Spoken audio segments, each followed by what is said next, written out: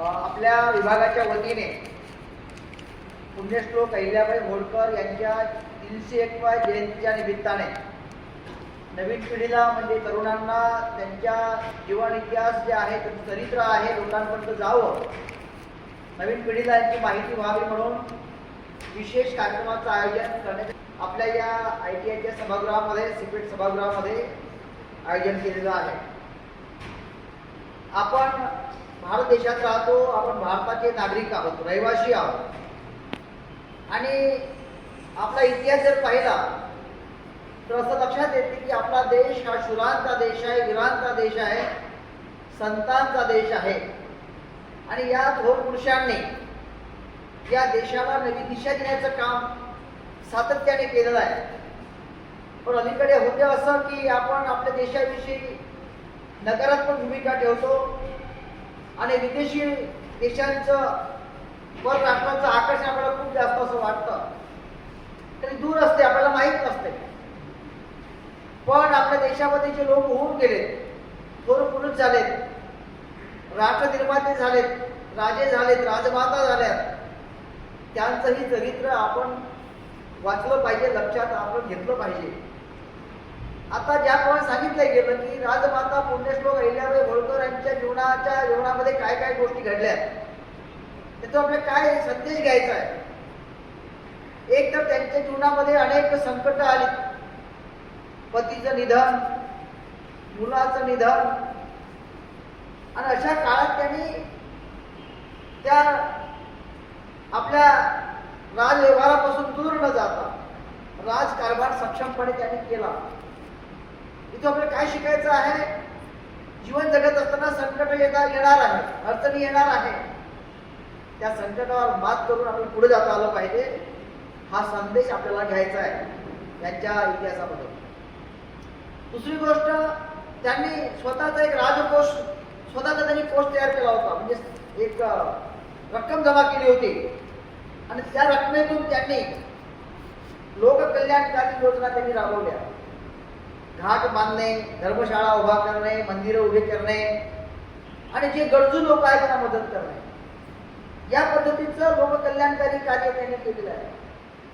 आपण सुद्धा आपल्या आयुष्यामध्ये आपण योग्य दिशा निश्चित करून, करिअर व्यवस्थित करून, आपल्या जीवनाला नवीन दिशा देत समाजात सुद्धा आपल्याला काम करता येते. ज्यांना ज्यांना गरज असेल त्यांना मदत करण्याची सुद्धा आपल्याला वृत्ती आपल्या अंगी बाळगता येते आणि या गोष्टीचा हा संदेश आपण तो घ्यायचा आहे.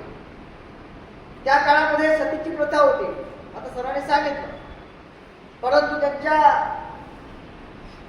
सासरे बुवाने त्याला सांगितलं का तुम्ही सती जाऊ नका, जे आता राजधर्म आहे, लोकधर्म आहे, सत्ता सांभाळायची आहे, राज्यकारभार करायचा, व्यवस्थितपणे करायचा आहे आणि लोकांचं कार्य करायचं आहे.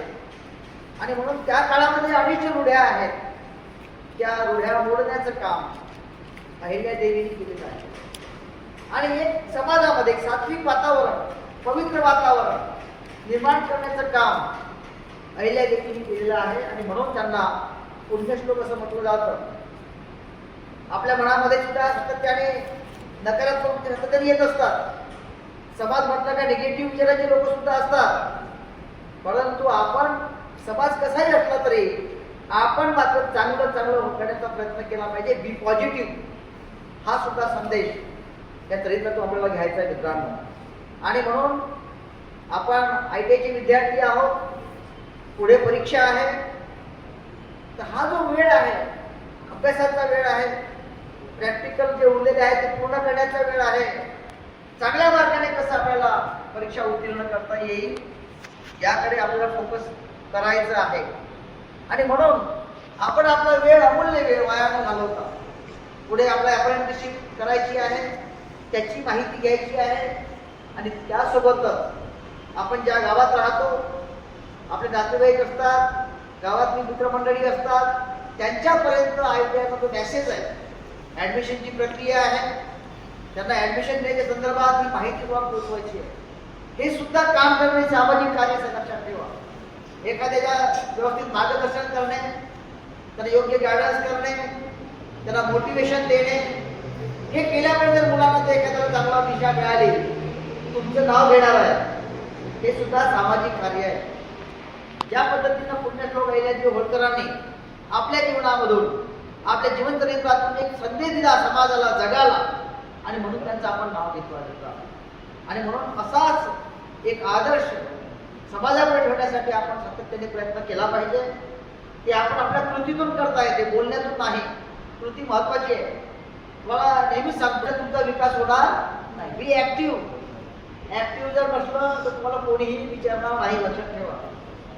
सातत्याने काम करत राहा. ती ऊर्जा आपल्याला मिळाली पाहिजे. तेव्हा या ऊर्जेने आपण भरून आलो पाहिजे. ती ऊर्जा त्यांनी आपल्याला पुण्यश्लोक अहिल्यादेवीने दिलेली आहे जगाला कार्याच्या रूपाने. त्या ऊर्जेला आपल्याला पुढे जायचं आहे, पुढं आपलं ध्येय गाठायचं आहे. आणि म्हणून आपल्या आयटीचे विद्यार्थी म्हणून तुम्ही चांगल्या कार्याने, गुणाने, ज्ञानाने, कौशल्याने पुढे या, असं आवाहन या प्रसंगी करतो. माननीय गराड सरांनी आणि आमची विद्यार्थिनी कुमारी पलक यांनी सुंदर आपले विचार व्यक्त केले. दोघांसाठी जोरदार टाळ्या होऊ द्या. छान तयारी केली. बोलायला शिकलं पाहिजे. मी जेव्हा सुरुवातीला मी एका खाजगी आयट्यात प्राचार्य होतो, आमचे अध्यक्ष ते बाबासाहेब वासाडे, ते म्हणे बोला पंतप्रधान भाषण द्या. माझा आवाज माईक पण जात पाहिजे, मी तुम्ही घाबरत होतो कसं करायचं, कसं बोलायचं. पण मला शेती होती गावाला.